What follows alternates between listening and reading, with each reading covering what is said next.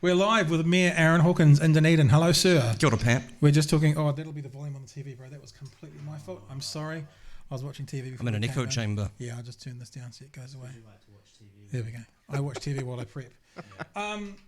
We were just talking about... Thank you for coming in. Oh, pleasure. Thank Are you for the you invitation. officially the youngest mayor in New Zealand? No. Who is? A friend of mine, Campbell Barry, got elected as mayor of Lower Hutt, or Hutt City as they trade as. He's 28. Wow. And another friend of mine ran for mayor of Westland. He's 24 and lost by 56 votes. Wow. I just saw that there was a new prime minister, new youngest prime minister. They just came up in part Finland? of Europe, like 34 or something. Yeah, leading an all-female coalition cabinet. How progressive. All female. Wow. The party leaders of the parties that make up that coalition government. So Wow. it's the Green Council, or whatever they're called, and the Left Alliance and the Centrist Party. Yeah. We were just talking about Christmas presents, eh? And I thought that I'd see if I could afford my DCC rates. I can't afford them this year because I didn't quite win my $100,000. So I'm not going to pay them any money Next this year, year. Pat. Next year. I thought that this could be like a quid pro quo. We'd have a chat, and I'm only charging rates for this. Is that about right? It's a homeowner issue. You know, us renters don't have to worry about rates. Well, our landlords do, and then they pass on. Everyone's a rate payer, Jason. Don't let anybody tell you otherwise. Yeah, exactly. Now we do a little show out of Dunedin. This thing that we kind of talk to the world basically.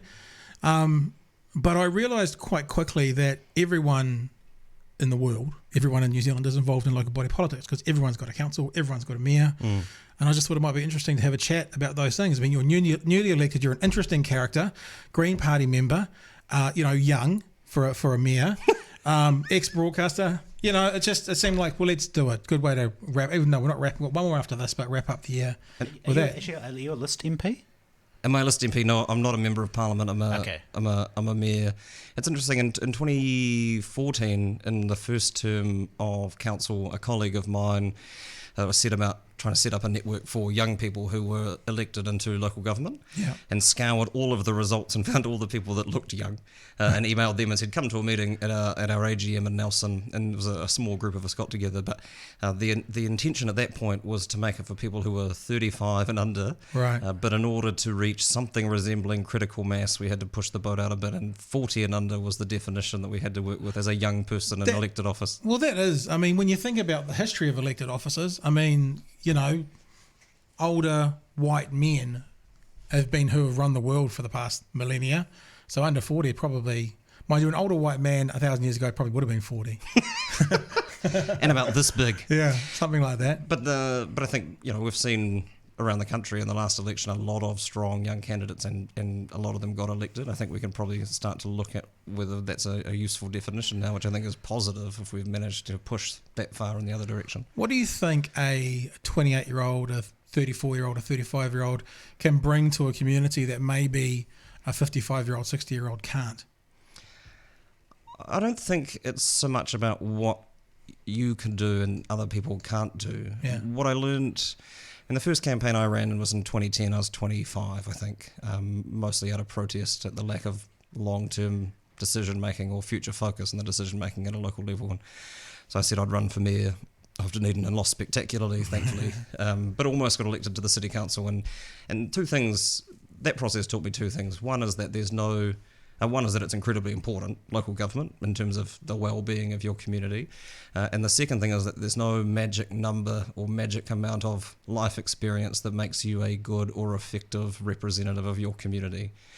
And so that was quite liberating, really, that, you know, as a 25-year-old and then 29, I think when I finally got elected, that I didn't feel inherently less qualified or inferior to senior colleagues that I had, because that's not how it works. It is a bit of a weird job as well, in that I don't know quite how the pay scale works, but I would imagine paycheck, didn't get back into office, no paycheck. Stops. Or is there like a 3-month? No. So it literally stops. So any of the, and I don't know about the situation in Dunedin, but I'm sure there are some councillors that didn't get back in whatever settlement, if it's their only stream of income, stops.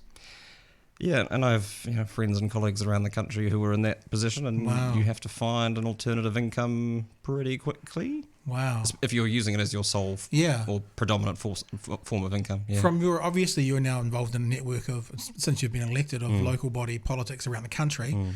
Do you find that most people, that's their only gig, or are most people doing it on the, not on the side, but as a part of another kind of portfolio of work? It depends where you are. So the remuneration authorities set how much you get paid, and one of the big factors in what you get paid and what determines what you get paid in your area is the population of your area. Right. So I've got, had friends in South Taranaki or Fielding, getting paid $23,000 a year, $25,000 a year. So by definition, To be a councillor or to be mayor? To be a councillor. Okay, sure. And so you can't really Yeah. hold that down as it's difficult to hold that down as a full-time. That'd be tough though, because income. I imagine the hours of work required wouldn't be any less than, say, someone a councillor in Dunedin. Well, that's the argument they would make, and I have some sympathy for it, and that fundamentally the jobs we have are the same. Yeah. And a good friend of mine, Bonita Bigham, would always make the case that, in my small rural community, I would guarantee that I would have more people turning up at my house asking me to fix things for them that you would living in inner city Dunedin. And she's probably right.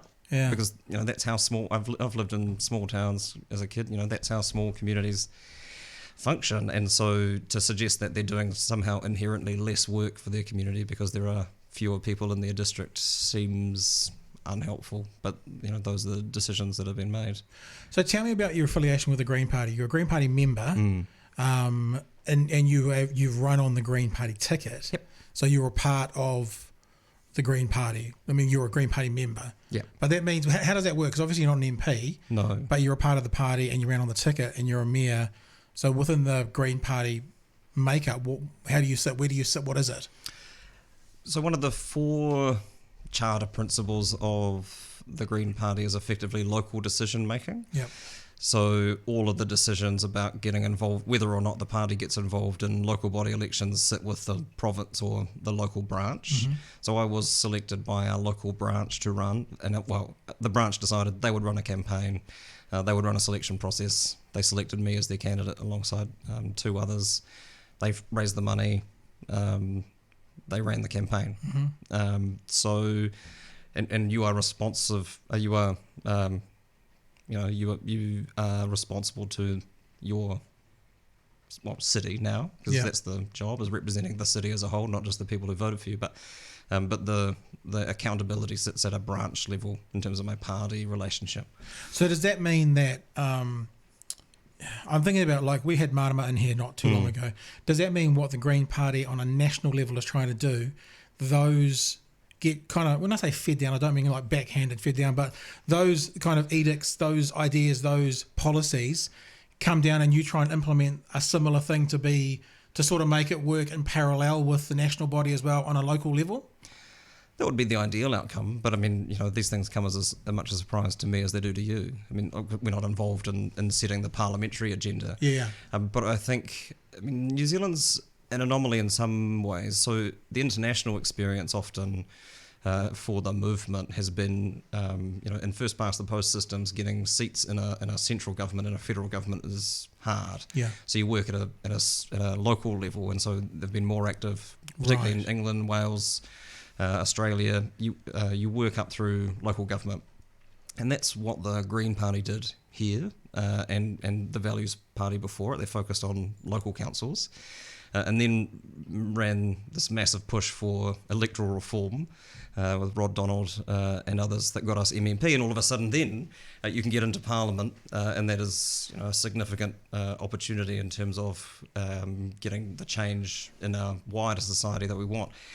And then we kind of lost interest in local government because we could get MPs Because elected. national, but yeah. But what has become obvious since then is that you need, to do what we know needs to be done, you need strong progressive voices at both levels, because you can have the most progressive central government in the world, but at the implementation end, particularly around transport, around waste, around so many of the things that are important, you can be frustrated by local government that isn't so receptive and isn't so responsive. So ideally you have both, and in the years when I was in local government, when we didn't have quite such an aligned central government, you push on and do what you can sort of in spite of that. But the ideal scenario is to have a national direction that matches the ambitions that our community has, and can support that. But there's nothing official. There's nothing that, you know, the cabinet of the Greens in Wellington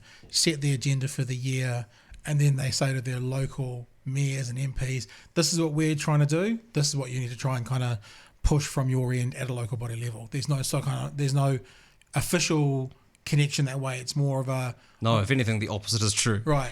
Well, you guys push it on a local level and try and send it up the chain. Yeah, or just, you know, this would be really helpful if we get this legislative change or this support from government. And obviously, you know, the Greens aren't in government, and I appreciate that's a semantic argument for some people, but, you know, we don't have cabinet ministers, and so, you know, that's some of that stuff is more difficult. And the MMP environment is managing different priorities and personalities, and so it's not as easy as I made it sound only minutes ago.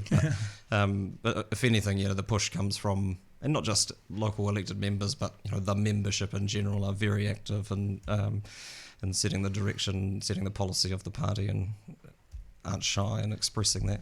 Do you have ambitions to go beyond local body? No. Not at all? Not right now. I mean, I have but not right now is different from not at all. Yeah. I mean, never say never. But at the moment, I have a 3-year-old son. Yeah. And the idea of going to work first thing on a Monday morning and coming home last thing on a Thursday night doesn't appeal to anybody. Yeah. But this is a significant job that I have, and I'll be doing this for as long as I need to sort of embed the stuff that we've been doing over the last 6 years. But yeah, never say never, but no time soon, that's for sure. And you used to do a bit of broadcasting. You were the breakfast host on R1, the local student radio station. Is that right? Yeah, that's right.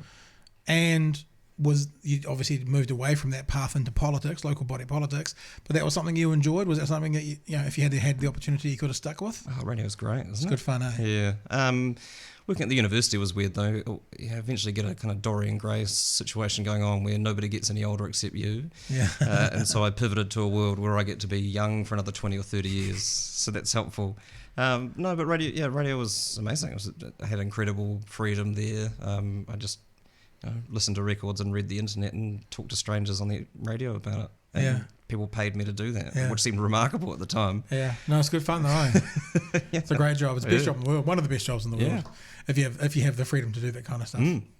I was just talking with Jace before you arrived. I was thinking, and hopefully you can confirm or deny, is working. You haven't done both of these, but do you think that working at a local body level with a council on some levels would be harder than, for example, running the country?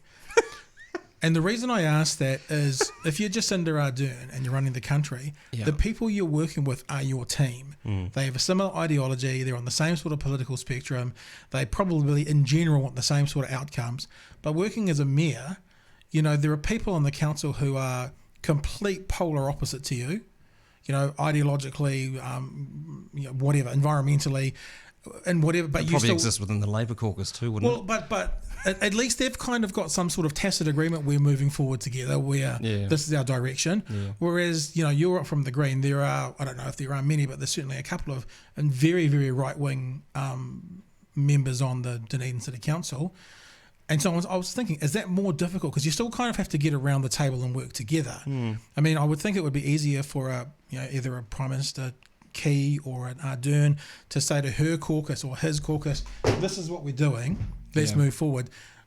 Do you have to be more coercive? Do you have to more kind of convince people about what's going on and bring them on board? I think the key difference is that the Westminster system is by design oppositional, to the point where it's one of Chloe Swarbrick's favourite facts about Parliament is that the width of the parliamentary chamber is exactly 2 sword lengths wide, to keep your factions apart. In case you're going to have a crack. That's right. You got to stay far enough apart. That's right. Sounds like there's just a market for longer swords. But in local government, it's not like that. There is no opposition. No one has any more influence than any other person sitting around the table. Anybody can turn up on any given day and put forward a motion to spend money on X or change the policy to Y, and if you can get 7 other people around our table to vote for you, then that's what happens. Yeah. As opposed to spending 6 to 9 years in parliamentary opposition, impotent, screaming into the abyss, getting nothing done, waiting for your turn, where you try and simultaneously overturn everything the previous government have done and blame them for everything that's going wrong in the country, and then the cycle repeats itself 6 to 9 years later. And I would find that hard. I mean, it's slightly different if you're a local constituent MP, because you can get things done for people in your community that need support with government agencies or whatever. But I think it's the fundamental advantage of local government is that you don't. That doesn't mean it's. I don't mean to make it sound like that's easy to do necessarily, but you have the opportunity to. Yeah. And so if you're unable to do that, then the responsibility for that sits with you. It's not anyone else sitting around the table's fault that you haven't been able to get some political support for whatever it is that you need to get done. So I've never been into a local body open air meeting or debate or anything like that in my life. We should have open air meetings. Yeah, okay, so they don't happen. That's why I've never done one. Oh, they're public, but they're not public meetings. Okay. Not al fresco. No, okay, fair enough. I imagine national body politics. There's a motion to pass. They know they've got the majority numbers to do it. They pass it. They move forward. Local body bartering, giving and toing. We've got a motion on the table. How does it work? So a councillor wants to upgrade the roads, whichever city we're in right now. Yeah. Councillor wants to upgrade the roads, think that's a really good idea, or there's a particular problem in a particular area. What happens then? What's the process? Could use the C word. The C word in Dunedin. Cycleways. Oh, no. So what happens? So someone has a passion within the council, one member, that they really want to upgrade the terrible roads in suburb X, be that Brighton in Christchurch, be that Mount Roskill in Auckland, be that wherever it is. What do they do? Well, there'd be two options. I mean, you'd set policy to achieve, like, we want our roads to be of X or Y standard. That's what happens when you drop them. Or we don't think the budget's adequate to deliver what we want to do, so we're going to increase the budget for road sealing or road maintenance or whatever it is. But it's individual. An individual at the meeting can propose that. Can indicate that they want to speak and say, I move that we put an extra X million into the road maintenance budget, and then someone else can say, I second that, and then you speak to it and you debate and then you vote on it. And it's far more, like, parliamentary legislation is far more set piece, if you like, which is I think what you were getting at, and that, someone introduces a bill, it passes first reading, it goes through select committee, it goes to second reading, and all the way through to committee of the whole house, and then people debate, and largely, unless there's a conscience vote, which comes up every now and then, most people go into that knowing what's going to happen. Because if you've got the numbers, you've got the numbers. And you've had months and months, if not years, of this progressing to get to that point. Whereas at a council meeting, anybody can decide to do that at any given point, and there's no heads up necessarily that that's going to happen. And I remember in it was either my first budget meeting or my second budget meeting, and we were sitting there, and one of my colleagues said, I move that we charge people entry fee to go to the public art gallery. All right. And someone seconded that. And that was not a debate that I was expecting to have in that day. And that focuses the mind somewhat, and people respond and debate, and the vote was lost ultimately. But it's far more responsive. It just happened. But that all happens there. Like you're saying, national body, it might take weeks, months, or even years to get to that end point. Someone can propose it at the start of the meeting, and by the end of the meeting, you can vote yay or nay. Yeah. Wow. Well, at the end of that debate. That seems. I'm not trying to, I'm not saying the system's broken or anything, but if something comes along and they go and they've kind of, obviously this happens, they've spoken to people on the council and said, hey, I'm going to put this forwards, and I'm wanting to know if you're on board with me. It might not have been a surprise to everyone. Exactly. And so because that, they know that they can steamroll a legislation through, because surely there should be some kind of thing that's like, right, these are the things I'm putting forward, so that you can go and spend, rather than that moment in the council chambers, you can go away and do your research and say, well, how many people go to the art gallery? What will happen if we do put so you've got some research to back up. Can you call it like, hey, can we pause for? Can we pause this for now and go do some research? Is there any way you can, if somebody's prepared, obviously they've come in with the numbers, knowing that they can get it through, and then you've got no way of stopping them because you've got no way of having an educated opinion. Is there anything to counter it at all? Because it seems really odd. I didn't know that. There are, there are certain circumstances where you wouldn't be able to do it. So a council has a thing, or councils have to have a thing called a significance and engagement policy, and that effectively sets out the threshold for these are the things that you can't decide without going through a formal public consultation process. Right. And it's things like, selling buildings or selling assets, or making significant changes in the levels of service that you might be offering. Those are the kinds of arguments that people raised in that debate, and that was the reason. Part of the reason why it got voted down. But yeah, there is an insurance policy, if you like, through significance and engagement. And usually, what people will do is say at a budget meeting, you wouldn't wait until. There's an initial meeting, and people will say things like, "I move that we go out for public consultation, asking our community if they would support X or Y amount," and then that goes out through the public process, and then all that feedback comes in, and then you get to the deliberations point, and you can say, well, we asked our community what they supported, and X number of people said this, and Y number of people said that, and because of that, or in spite of that, we're going to make a decision about setting budgets. So because of that, I now put forward, we're going to pass a vote on whatever they were researching, X, Y, Z. Yeah. Or you can ask staff for reports to come back and say, can you prepare a report for outlining what the implications would be, strategic implications, financial implications of charging entry fee at the art gallery. So I'm just use some kind of random, not straw man argument, but it's just some random examples so that there isn't sort of any way to make it. But if Councillor X came in and they had Councillor Y, well, you know who you're talking about. Councillor Y, Z, A, B, and C, they've already spoken to, and they've already agreed that they'd like to spend $3 million building a statue of themselves in the Octagon, for example. And they've already got the votes, and they said, right, it's not a huge amount of money, but I think we can do it. And then it didn't fall into the realm of contradicting the stuff you were talking about before. And it goes through vote in that one session. Is that statue just going to get built? Without obviously maybe a statue thing, because there's other things like. So RMA what you're saying is like at the end of the meeting, if the council passes it, is that then basically local law? Well, in that example, they've only got 6 votes, and the first rule of politics is learning how to count. But how many is there? You'd need 8. Oh, right. As I said, they had 8. Then there you go. Well, they might convince those other 2 on the way in. But whatever, so that becomes law. That would be council policy. Yeah. Yeah. I would say that would be somewhat career limiting.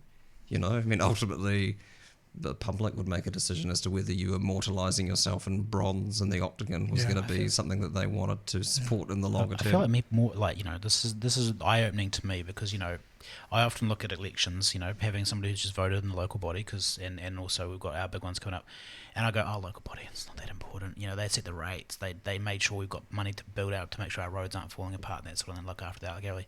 But knowing that if drinking water that doesn't make you sick. Flushing toilets. Hey, I'm from Mosgiel, so don't get onto that. That's a sore subject from Mosgilians. I'm not interrupting you. Keep going. Just a really silly question. Are you the Mayor of Mosgiel? Is that part of Dunedin? Yeah. Okay, sure. The Dunedin boundary goes out as far as Hyde. It used to be. We used to have our own mayor. Okay, all right. Yeah, we used to have our own mayor. Until you strung him up. Until we strung him up, because he tried to get rid of our water supply.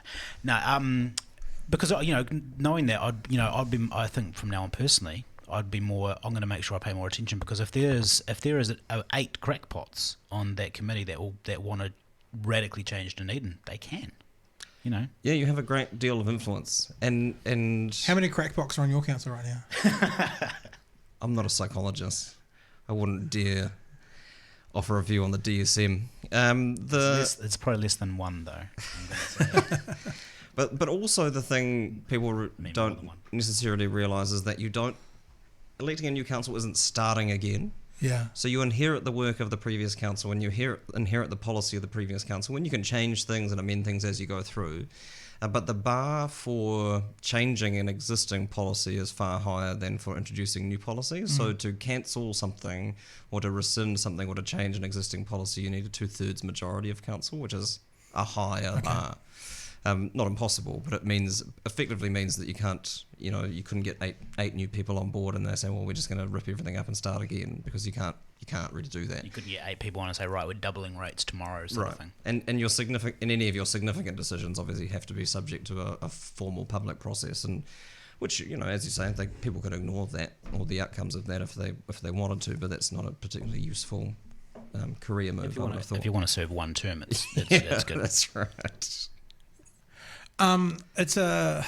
I'm interested as also, I have this idea, and it may be wrong, that Dunedin is primarily sort of a left-leaning city, based on 2 Labour MPs, local bodies. So obviously that's where the vote's gone locally, and it would appear that most of the people running for mayor are either kind of centrist, centre left, or left. That seems to be the majority of those people running. There is 1 or 2 right or far right wingers in there as well, but it seems that a lot of people are in that centre left to left field. Do you think, from being involved in politics locally, that would be fair of Dunedin? Yeah, I mean, Dunedin is certainly a Labour town at a parliamentary level, and always has been. Traditionally, that hasn't been the case.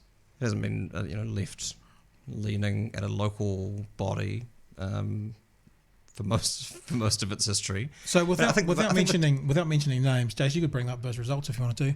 Most of the people running for mayor, was there an even split between kind of left, right, and centre, all these people? Or, I mean, I did a little bit of research when I was voting, and it seemed that many of them were, I'm not saying left like Green Party members or that, but were more centre left than centre right. That's how it felt from reading what they were doing. Yeah, certainly.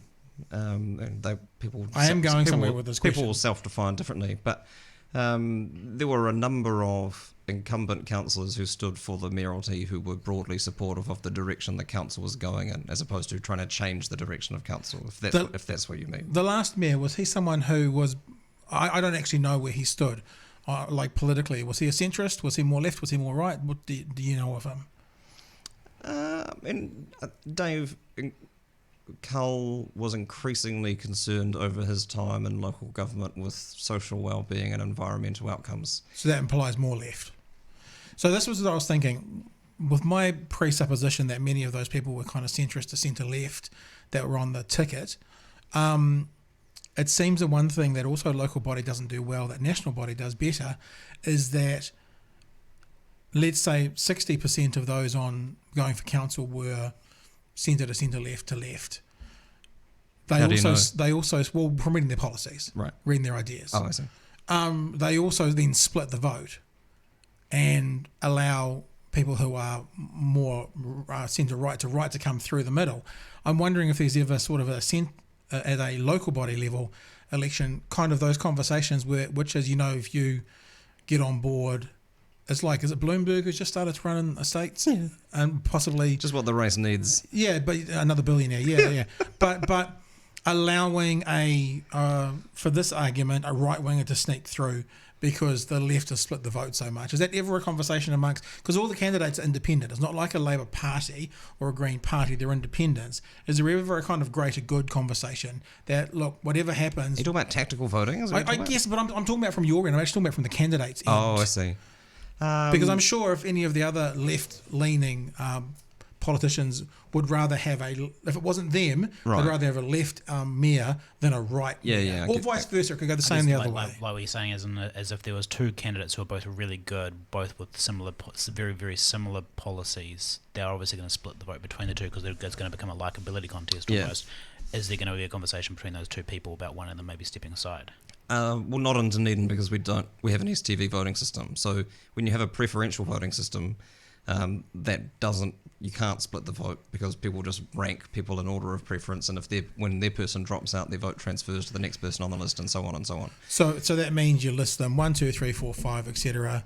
Your first vote is for person X. Person X gets knocked out, so then they go for the second vote. Yeah. Second vote is person Y. They get knocked out. You go to your third vote. So actually, someone on your list is eventually going to be ticked just as they get dropped down. Yeah, if you rank everyone, and not everyone does rank everyone. Because in the first round of voting, you weren't in the lead. Is that right? And not for a few rounds. No. Is that right? Yeah. So. Do you think that's a point of contention for voters? Do you think some of the complaints are he wasn't fucking in the lead at the start? Why the hell should he be mayor? And he hitchhikes everywhere, the bastard. And it comes down quite a lot. Well, we've certainly seen a number of people still coming to terms with the composition of what you could call our first MMP government. i.e. the first government we've had in Wellington that's been led by hasn't been led by the party that got the most party votes, Yep. which is the way that the system is designed. Yeah. And this is the first time we've had what you would call an STV outcome in a Dunedin mayoral election, where the candidate who hasn't had the highest number of first preference votes hasn't gone on to then win. It's happened in Wellington. Celia Wade-Brown wasn't the highest polling first preferences when she took over from Kerry Prendergast up there, because it's not the system isn't about about your favourite candidate getting elected necessarily so much as it is an insurance against your least favourite people getting elected. And right. Okay. It's about a collective compromise, right? Mm-hmm. So who are we all comfortable with, not necessarily who do we all most like to see get elected to these positions. Does that make sense? It's just what you're saying is it's rather keeping out the person you think is worst than electing the person you think is best, or it's a mix of the two. It just mitigates against vote splitting. So, for example, so long as Tim Shabold is alive and running in elections in Invercargill, he will be the mayor of Invercargill, because once you have more than two people in the race against him, then that makes it bloody difficult. But in places like Auckland, for example, where they have most places still have a first past the post system for local government.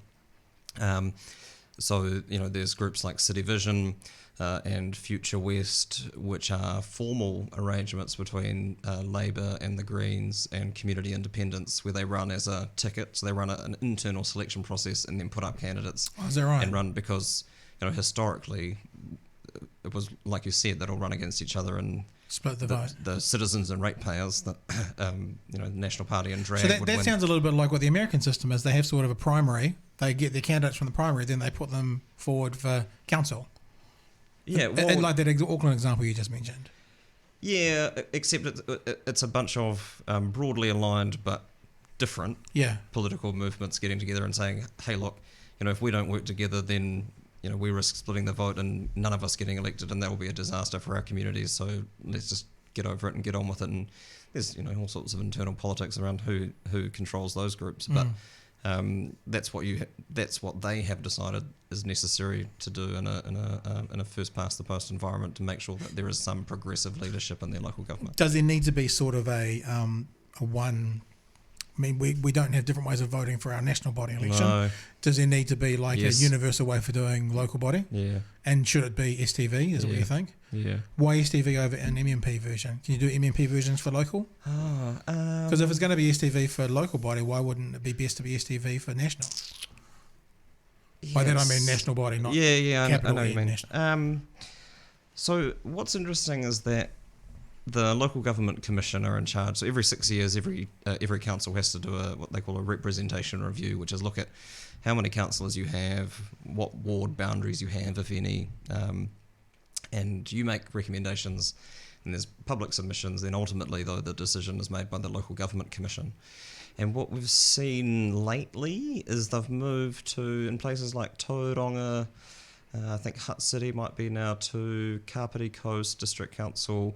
They have wards, and so you elect whatever, one or two people from your ward, but then they have an at-large constituency, which effectively feels like a hybrid of STV and MMP. It's saying, I want someone to represent my local area, which is what we do when we vote for our local MP. Yep. But I also want to be able to vote for people who I broadly align with in terms of values and principles that may not necessarily live in my area. And that's the equivalent of the party vote, I guess. Yeah. So it's interesting to see. So we go through that process. We've got a rep review in this term. It'll be interesting to see whether those sorts of things come up here. But because we're a single at large ward. But I think what STV has shown us is that where there is a greater diversity of candidates, there is a better chance of those candidates getting elected, whether that's women or Māori and Pacific candidates or whatever. And if you look around the room at a local government conference, it certainly doesn't look like the makeup of our population, and so any opportunity that you have to make it easier for your local representatives to look more like the communities they represent seems to me worthwhile. But at the moment, it's a situation where it's up to councils to choose, and it's turkeys voting for Christmas. And why would someone who got elected under one system then turn around and say, well, I want to make it easier for a greater diversity of candidates? It's a bit like our favourite American situation. Okay, that's the long one. Is that it would seem that in the American system that one vote should equal one vote, and in this college way they elect seems to be unfair. What is it? Since 1994, the GOP's only won the popular vote once, and so in other words, they've run half the time, but they've won as a minority government, basically. Yeah, I get impatient with that as an argument, just because they won under the system that they have. Why would you expect them to win under a different set of rules? But what I was going to say is there's no way that half of their government would want to change the rules, similar to what you're saying, because they've been getting in under those rules, and if they didn't have those rules, maybe they wouldn't be getting in. And the Tories just won in a landslide, quote unquote, with 43% of the popular vote. What kind of a mandate is that? Yeah, it's crazy. But that is the system they have, and they are unlikely to change it. Because there's no politicians that are a self-interested lot, Pat. You know that. Do you? I've heard that. Do you have an interest in international politics yourself? Is it something you follow? Yeah, more than is probably healthy. Although these days I don't have quite as much time for it, which is probably good. Yeah. Yeah. So what is your timetable like as the mayor? Obviously, you take an hour longer to get to and from work every day because you hitchhike. That seems to be one of the weirdest things about the whole situation. Like these complaints. Oh my God, it's faster than taking the bus. Is it really? Because I guess you always get picked up. Do you always get picked up? I've always been picked up. What's the longest you've had to wait to get to as mayor? Oh, as mayor? Yeah, what's the longest you've had to wait? Oh, at the moment, if I make it all the way to the end of the street, that's kind of... Okay. But usually, even before this, I've never waited more than 5 minutes to get a ride to work. And I guess you get dropped right outside the door. Well, not always. Not always? No, some people go to the university, and that's fine. It's a pleasant stroll in from the university. But Yep. I often get dropped off at the railway station. That's quite good. If people are going through to Bunnings, maybe. What is the choice? Why? Because is there a mayoralty car? Is there a mayoral car? Well, you can take a car. Yeah. But it would be difficult, I would think, to get insurance on my learner's driver's license for the mayoral wagon. So you need a driver as well. Yeah, which would be a bit gauche. A driver and a car. We haven't had a mayoral chauffeur since the 1980s, and No, I don't intend on going back there. Well, you just need 8 people to get you one, though, don't you? eight people looking for a holiday in 3 years' time. Imagine how that would have looked. Your first meeting is after being elected, and you rock in there, and you're like, right, first order of business, a chauffeured limousine for the mayor. Second order of business, bronze statue in there. I'm interested in what a mayor's day looks like because there are some high-profile mayors around, but probably one of the people highest profile in his era would have been a Michael Laws in Whanganui, and obviously he did a radio show while he was mayor from 9 till midday, so he wasn't doing any mayoralty stuff sort of in the morning in the AM. What is you just say not as much time to look at politics now that you used to. What does your day look like in general? What are your hours to be mayor? So I get up. I did breakfast radio for a long time, so I've never really been. Well, before then I was quite keen on sleeping in, but my body hasn't really managed to do that ever since. So I get up quite early. I'm quite productive before breakfast, and so I'll get up and work from whenever I wake up until when my son gets up, and then I'm in charge of. So when you say you were breakfast. like up at 5:30, up at 6 sort of thing? 5:36. Yeah. Oh, right, okay. So you're working at home? Yeah. Doing mayoralty stuff? Oh, yeah. Well, just replying to emails and drafting things and reading the paper. Yeah, nothing You super get up strenuous. and you put the mayoral robe on over your pajamas, and then go have a cup of coffee and Put the AeroPress on. It's usually an early order of business. Then I do breakfast routine and then head into work. 8:39 usually, and I'd usually be there until 4 or 5 o'clock. Right. Based in and out of the office, coming in and doing things like this from time to time. Yeah. And then whatever evening and or weekend engagements come your way. The public facing, the job is plenty of jobs, but there are 2 fundamental parts of it. One is public facing stuff, which is doing events and being out in the community, putting and the having meetings chains with on and people cutting ribbons. Yeah, that's right. Yeah. Have you had to open any supermarkets yet? No, not a supermarket. Oh. I have been involved in, prior to my mayoral reign, but not one but two rubbish bin openings, which always felt like a peak local government moment. Nice. Have you had any of those? Didn't make it to the substation reopening, unfortunately. You haven't. Have you had a giant scissors? You feel like you've peaked as a mayor moment yet? Like as in opening a rubbish bin, or a railway crossing? Or? I did have to. I was in charge of the scissors. When they opened the football turf, that was quite important. But once the Caversham Athletics Club rejuvenated their club rooms up in Corstorphine, and obviously council dispatched the most athletic among our number to go and cut the ribbon there, and it's bloody nerve-wracking, because you don't want to get. You only get one shot at it, cutting the ribbon. It's like that. The whole, what is it? What do they do? The turning over of the sod with the golden shovel. The turf. If you can't quite get if you can't quite get it in because you had a rock, you end up looking like a real numpty. Yeah. What are the just a hypothetical example that definitely did not happen this morning, but go on. What are the what are the perks? It's my hammering a nail into a billboard moment. What are the perks? What are the I don't want to hear about how wonderful it is to serve your community, that kind of stuff. That's rats. all boring. Do you get to go to the All Black games? Are you invited places? Is there some nice sort of outside the office perks that come with a job? Yeah, people invite. I mean, we generally, as councillors, would often get invited to, the Symphonia or the ballet and those sorts of things. Yeah, someone invited me to Elton John. It's very exciting. Nice. Do you have to? Is that the kind of thing you have to then declare? What do they call it in national politics? We don't have an interest register like they do in politics, but there's no. I've got no issues with that, and I think while it is great, it is also work. I know that kind of soft diplomacy stuff is often contentious, and people like to talk about junkets and perks and those sorts of things, but meeting people and talking to people and advocating for your community and building stronger relationships with people that can support your community is an important part of the job, I think. But the public-facing stuff will take up as much room as you let it. I was going to say, do you have like an invite every night of the week if you wanted to? Like, is there stuff going on that asks you to?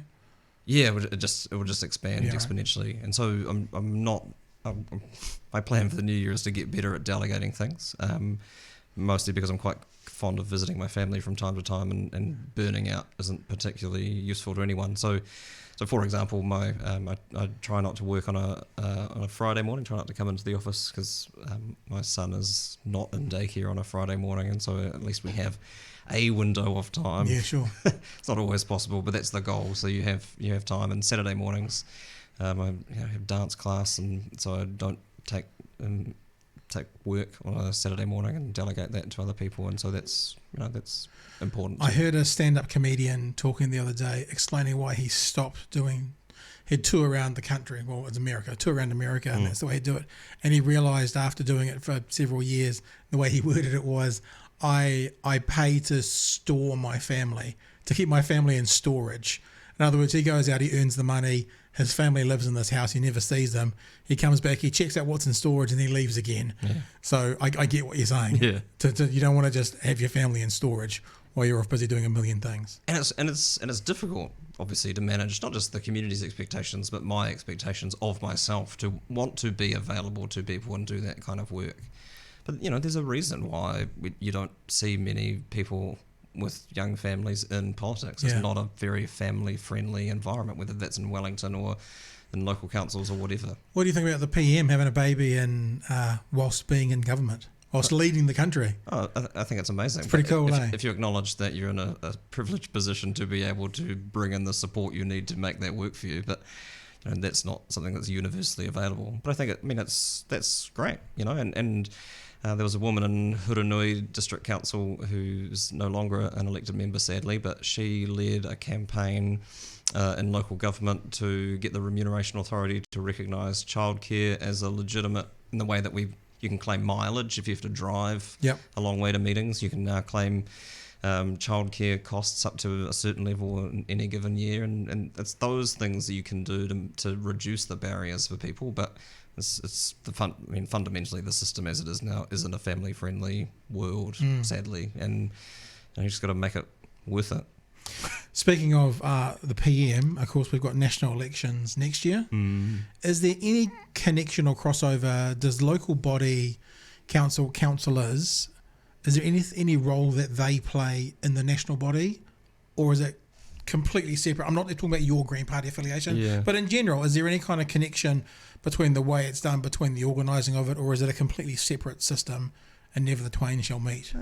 It's pretty separate. I mean, people who are elected members will choose to do various things as a volunteer for the party, and I've got colleagues who are representatives of the Labour Party and others who are members and others who are have been active in the National Party committees, and they will all to varying degrees be involved in their respective parliamentary campaigns. But there's no official connection. Jesus, having just come to the end of a campaign, the idea of being involved in another political campaign right now doesn't really appeal.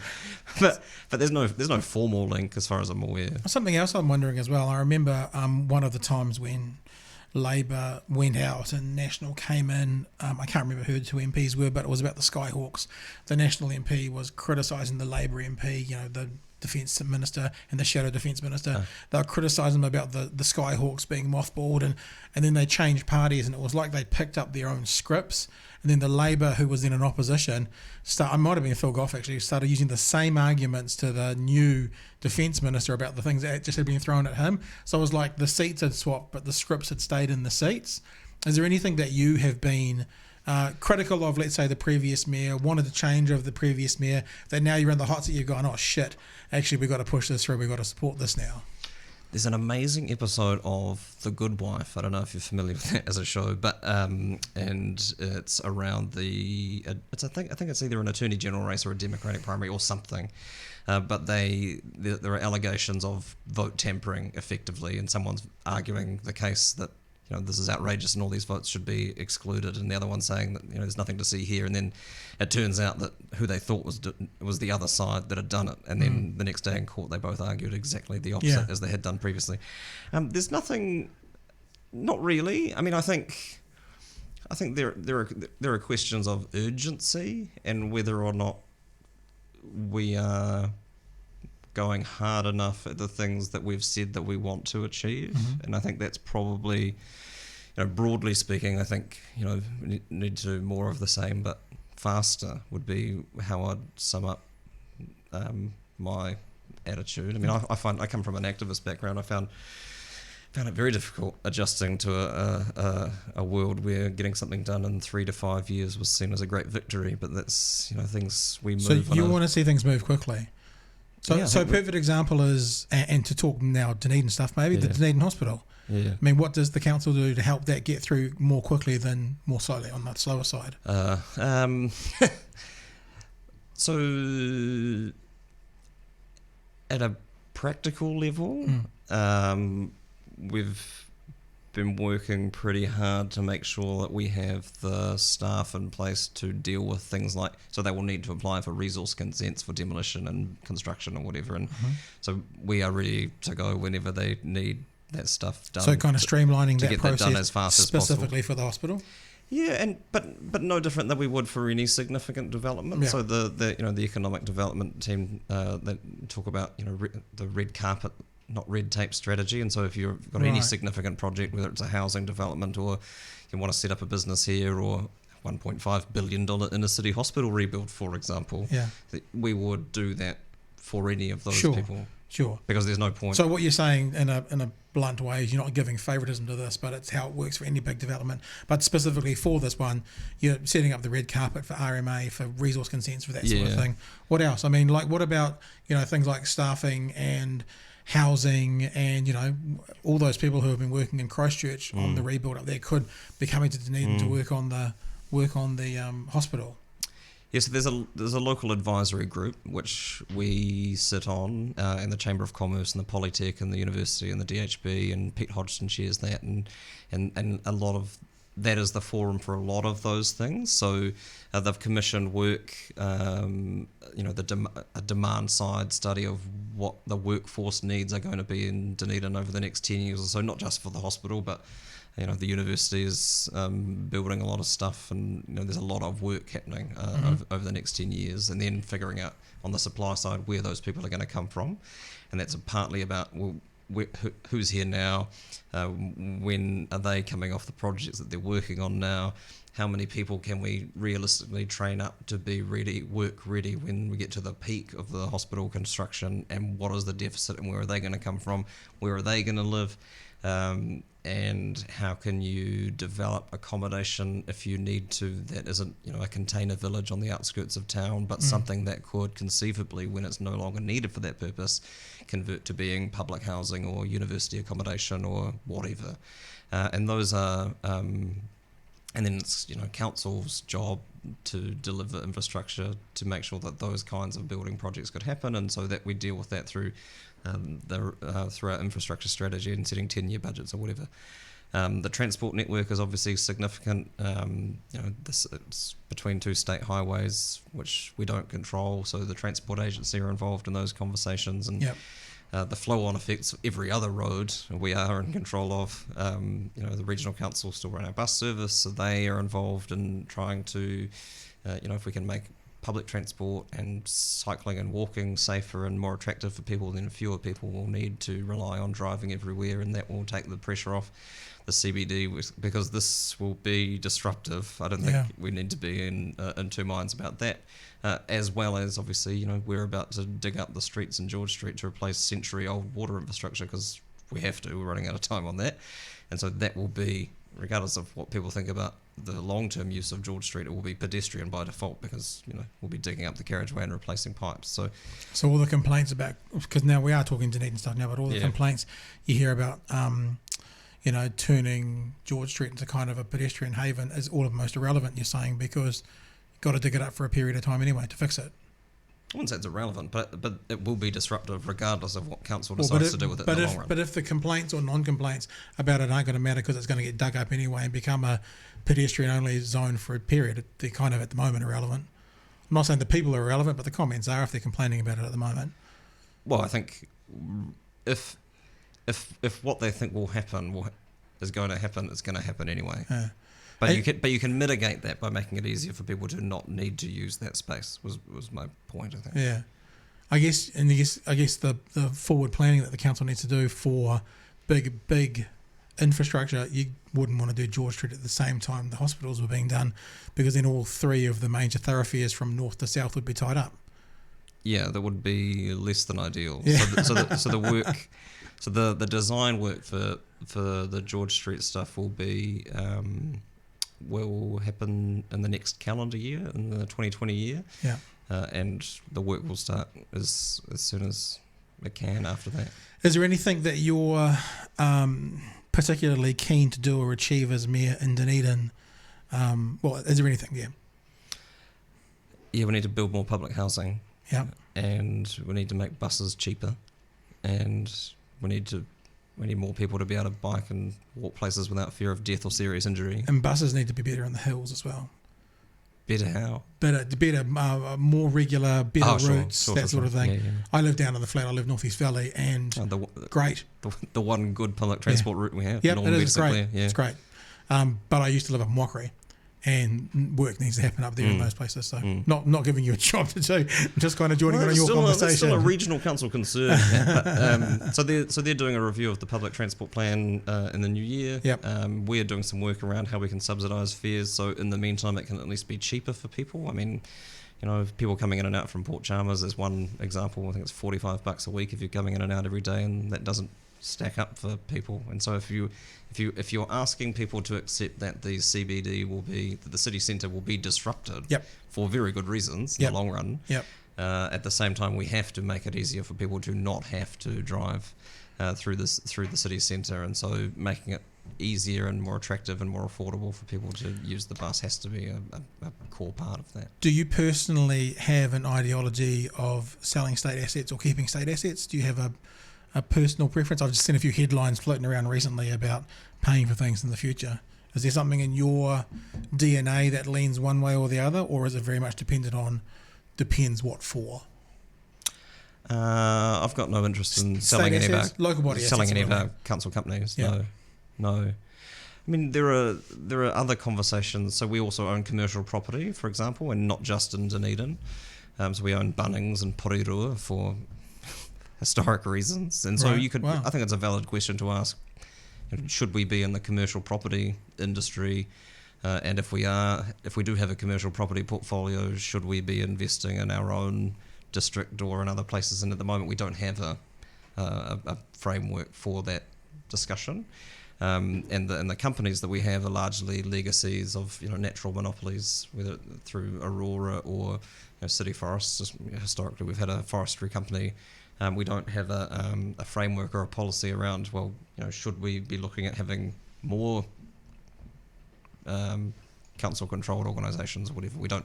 There's no strategic basis for that. So, but I've got no interest in selling off the companies that we own.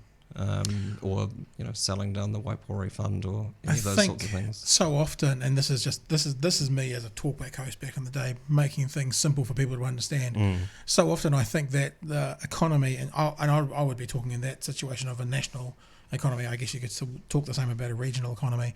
It's very similar to a home economy, and I used to tell people that for the assets thing, in an ideal world, you keep your house and you buy a new one. You borrow more and you have two assets. But in a reality world, most people have to sell their house first to buy the second house. So I've always been of the position that neither one or the other is invalid if you can afford to keep your asset, keep your home, keep your Bunnings, Porirua, well, whatever that. Yeah. And if you needed to borrow more money, making money for you. Yeah, totally. That's always a better option. And I guess it's if the subtext is if one can afford it, if the community can afford it. And I think. And what that means different things to different people. And I think there's a very strongly held view in some quarters that debt is inherently bad. Yeah. Which is wrong. Yeah. But that's the idea. So people's appetite for doing things is based on a magic number, and we are dealing with significant sums of money. This isn't a $500,000 house. No. But we also have significant assets on the other side of the ledger. Your group debt could be 800 or 900 million, but your asset base is 3.5 billion, and if you scale that back, then that's not disproportionate. But it's an interesting thing. I mean, I get nervous when people try and compare government to a household, because I don't. In the same way, I get nervous when people try and compare government to a business, because they're not quite the same thing, and they're not trying to achieve the same things. But we'd have people come and talk to us about that annual plan, and they'll say, if money's getting tight at my house, I just tighten my belt and live within my means. And I say, well, when you bought your house, did you save up all the money to buy the house and then go and buy the house? Or did you take out a mortgage to buy that house and then pay it off over the life of the asset? And they said, don't be stupid. I was like, well, exactly.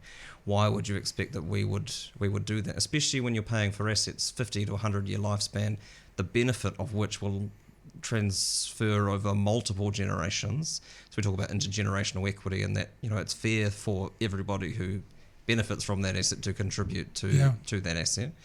But there's also and so in the last long-term plan, council put up a fairly ambitious capital works program. We're building a lot of stuff and fixing a lot of stuff, and people would come and say, 5% rates increase year on year is too much. You should cancel all of these capital projects. But what people don't understand is, I'll put it differently. What we haven't been able to explain to people as effectively as we should have. It's a very polite way of saying it. Thank you. Is that the relationship isn't. So we could have cancelled all of the capex programs, and it would have taken the rates maybe from 5% to 4.9. Yeah. Because they're debt funded and amortized over 30, 50 years or whatever, and it doesn't. And so it makes it difficult to have a conversation with the community about whether they think something is a good idea or not, because they think that they can save money by not doing this thing, rather than thinking about what is the strategic value of doing it or not doing it. And also, whatever the thing is, if it doesn't get done today, might cost them twice as much in 5, 10, 15, 20 years anyway. Right. So the short if you're talking sighted about, well, if you're talking about asset renewals in particular, There's for when it comes to personal versus government debt, there's actually a very, very good video by White Man Behind a Desk. If you're familiar with White Man Behind a Desk, he's a very, very good video. Not that I'm going to show it, but yeah, that's for you guys to look at there. That's a beautiful shot of Robbie there. Where he talks about exactly what you're talking about and breaks it down really easily about that borrowing to build a hospital is a good thing. Because especially now. I mean, for the Crown, money is effectively free now. Yeah. There's really been a better time to be investing. And even for an individual, Yeah. I think it's down around 3% for a Yeah. mortgage at the moment. So yeah. All right, listen, the time has come. We're done an hour. Oh, so quick. This is the TARDIS. This is the time TARDIS in here. But listen, thank you for coming in. Thanks, Ben. I really wanted to do this because I really wanted to look at local body politics in general, so other people can get from. But also, you're an interesting bloke. We didn't even get to talk about being a vegetarian. Hey, I had prepared answers and everything. really? Oh, maybe next time. All right then, Aaron Hawkins. Thank you very much for coming in, Mayor of Dunedin, and Thanks, I appreciate it.